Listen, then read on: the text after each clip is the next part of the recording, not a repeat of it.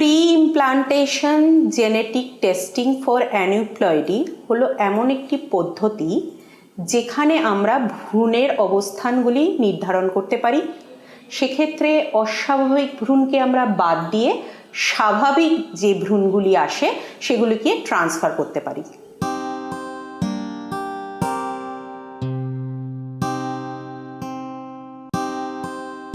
পিজিটিএ আমরা সাধারণত তাদের জন্য করি যাদের বারংবার প্রেগনেন্সি নষ্ট হয়েছে, এর আগে কোনো রকম আইভিএফে তারা অকৃতকার্য হয়েছে, এবং তার ক্ষেত্রেও করা হয় যাদের ধরে নিন বাচ্চার মধ্যে কোনো রকম কোনো অস্বাভাবিকতার প্রমাণ পাওয়া গেছে, এবং তাদের ক্ষেত্রেও করা হয় মায়ের বয়স এবং ডিম্বাণুর পরিস্থিতি দেখে।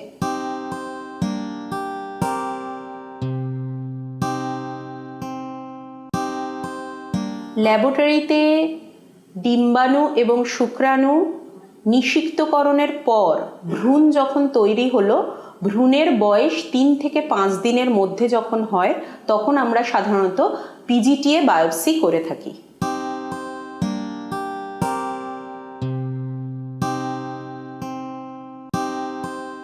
পিজিটিএ আইভিএফ সাইকেলের সাকসেস রেট 15 থেকে 75% এবং এটা নির্ভর করে আপনার বয়স এবং পরিস্থিতির উপর।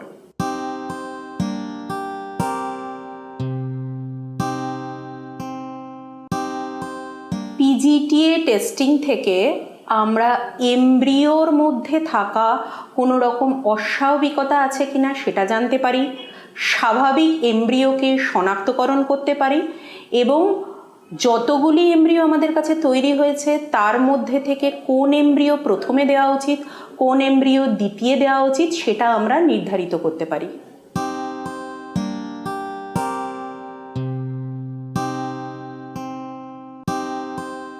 পিজিটিএর খরচ প্রত্যেক ভ্রূণ শনাক্তিকরণ পিছু 17,000 করে আপনাকে দিতে হবে।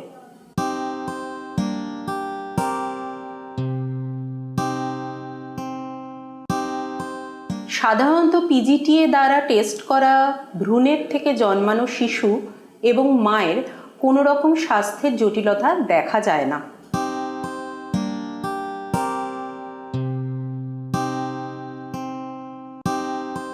হ্যাঁ, নিশ্চয়ই পিজিটিএ দ্বারা আইভিএফ সাইকেলে সাফল্যের সম্ভাবনার হার বাড়ানো সম্ভব। এই ক্ষেত্রে আপনার মিসক্যারেজের সম্ভাবনা কমে এবং গর্ভধারণের সম্ভাবনা বাড়ে।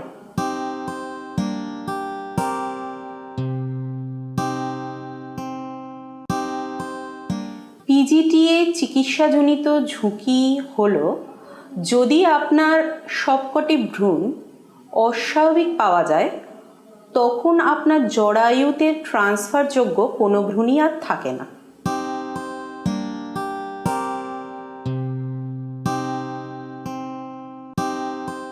পিজিটিএ বায়োপসি হওয়া থেকে রিপোর্ট হাতে পাওয়ার মধ্যে আপনার 2 থেকে 3 সপ্তাহের ব্যবধান থাকে।